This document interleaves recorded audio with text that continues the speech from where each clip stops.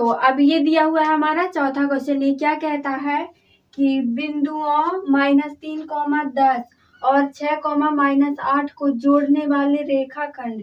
तो रेखाखंड हमने बताया था क्या होता है कि जो एक लाइन होती है जब हम उसे टुकड़ों में विभाजित कर देते हैं तो उसे क्या कहते हैं, रेखाखंड कहते हैं। को बिंदु -1, 6 किस अनुपात में विभाजित करता है। विभाजित का मतलब क्या होता है, बांटता है। ठीक है, तो हम इसे बिंदु P मान लेंगे और इसे Q मान लेंगे। ठीक है, तो इसे एक हमने क्या रेखाखंड खींचा, तो ये बिंदु P और ये है Q। तो बिंदु P का मान यहाँ पे कितना दिया है, -3, 10 और Q का मान यहाँ पे कितना दिया है, 6, -8। ठीक है, और यहाँ पे R का मान कितना दिया हुआ है, -1, 6। ये हमारा R का मान है। तो अब हम यहाँ पे क्या करेंगे, हमें विभाजन सूत्र से x और y के मान ज्ञात करने हैं। ठीक है, तो चलिए जो दिया है पहले हम वो लिख लेते हैं। लिखेंगे हल, लिखेंगे माना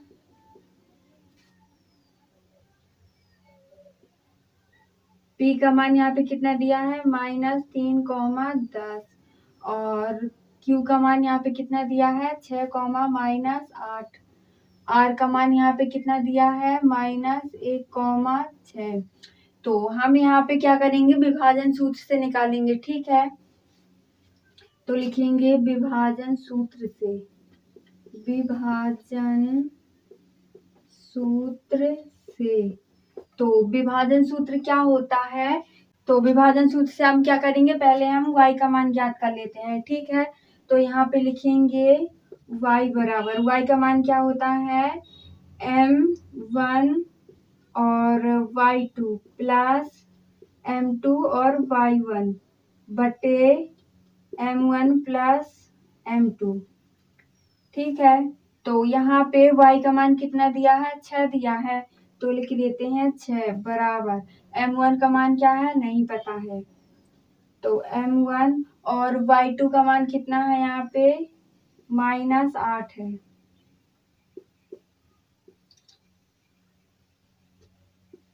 प्लस m2 का मान कितना है, m2 और y1 का मान कितना है, 10 है, बटे m1 प्लस m2। तो इसका हम तिर्यक गुणा कर देते हैं। तो 6 का गुणा जब इसमें करेंगे तो यहाँ पे क्या आ जाएगा, 6m1 प्लस 6m2 बराबर, इसका इसमें गुणा करेंगे तो क्या आ जाएगा, यहाँ पे -8m1 और प्लस 10m2।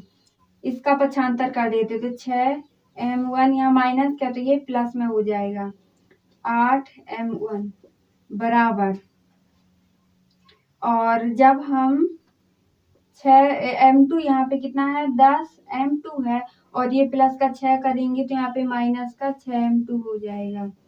तो यहाँ पे 6 8 6 कितना होता है, 14 हो जाएगा। तो यहाँ पे लिख देते हैं 14m1 बराबर, और यहाँ पे कितना है, ये इसमें से घटेगा तो यहाँ पे 4m2 हो जाएगा। तो अब हम क्या करेंगे, तो संख्या वाली एक साइड कर देते हैं, यहाँ लिखेंगे m1 बटे m2 बराबर, तो m1 m2 यहाँ पे कितना दिया हुआ है, m1 यहाँ पे कितना है, 14 है, बटे और m2 का मान कितना है, 4 है। तो क्या हो जाएगा, यहाँ पे 2 दूनी 4, 2 सत्ते 14, यानी m1 अनुपाते m2 क्या हो जाएगा, यहाँ पे 2:7। अब ये y का हो गया। अब हम x का मान निकाल लेते हैं। तो आप लोग इतने का स्क्रीनशॉट मार लीजिए। तो यहाँ से मिटा देते हैं, लिखेंगे अब x। ठीक है, तो x बराबर, इसका क्या मान होता है, m1 x2 plus m2 x1 बटे m1 प्लस m2। तो यहाँ पे x का मान कितना दिया है, -1 बराबर m1 का मान कितना है, कुछ नहीं है, तो m1 इंटू x2 का मान कितना है, 6 है, प्लस m2 का मान यहाँ पे कितना है, कुछ नहीं है, तो m2 इंटू x1 का मान कितना है, -3 बटे m1 प्लस m2 बटे 1। जब हम इन तीनों का तिर्यक गुणा करेंगे तो यहाँ पे कितना आएगा मान, इसका इसमें गुणा होगा तो -m1 प्लस यहाँ भी -m2 बराबर, इसका इसमें गुणा होगा तो क्या आ जाएगा, 6m1 -3m2।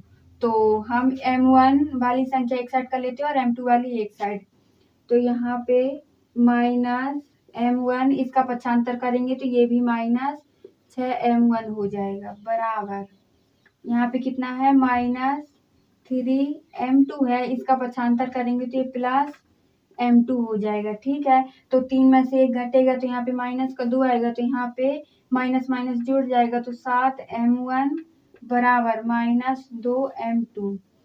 ठीक है, तो अब हम क्या करेंगे, इसे हम बटे में ला देते हैं। ठीक है, तो m1 बटे m2 बराबर 2/7, तो ये हो जाएगा मान। अब हम यहाँ पे क्या करेंगे, लिख देते हैं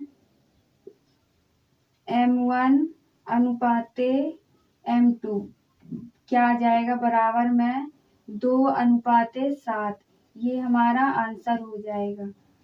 ठीक है, और जब हमने y का मान निकाला था तो उसका भी कितना आया था, 7 आया था। तो चलिए अब हम इसका देखते हैं अगला क्वेश्चन।